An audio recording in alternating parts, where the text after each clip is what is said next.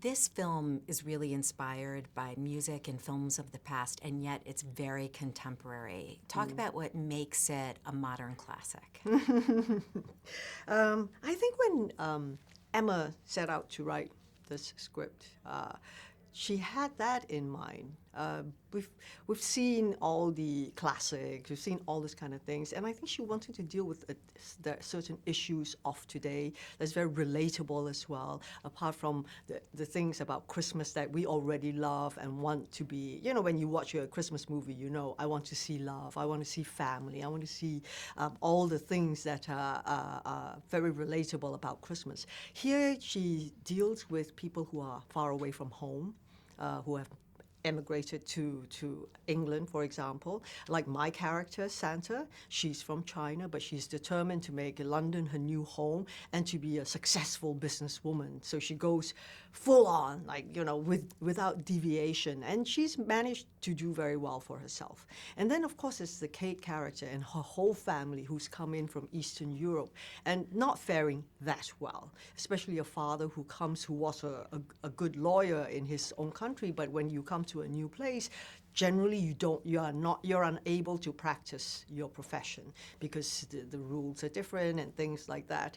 And then she deals with the people who are homeless, which are very prevalent around not just London, but in many of our cities today, and how we can, if we open our eyes and heart, to reach out to them.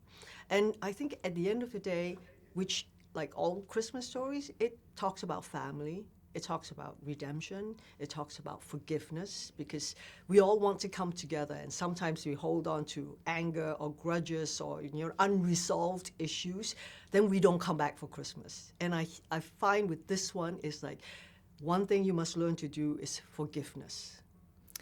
Why does Santa have such a soft spot for Kate? For Kate? Yeah. For forgiveness? Yeah. Why does she give her so many second chances? Because, you know, when she first hired Kate, being the businesswoman she was, she saw a great potential in Kate as the best sales lady that she wanted. And so it was for business that Santa took on Kate. And, you know, this is being a human being. As time goes on, you start growing fonder of someone. There are certain things, you know, and I think she, at the end of the day, Santa also wants to have family. She wants to have people that she can care for.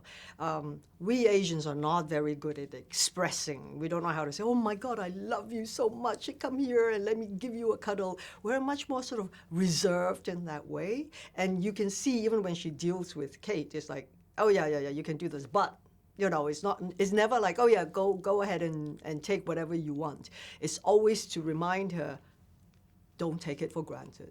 You know, you have to be appreciative. And I think that was so good for Kate because she was so lost in herself, drowning in her own self-pity as well, not being able to come out and go, it's okay, I can, you know, let people embrace me and not think that they're just trying to, you know, overwhelm me. And that tough love between Kate and Santa was actually very heartwarming. And I think that was the reason why she wanted to keep forgiving her, no matter how atrocious she was at some point, because she really saw a potential of a really good human being and a potential for someone who could have great success as well in her life.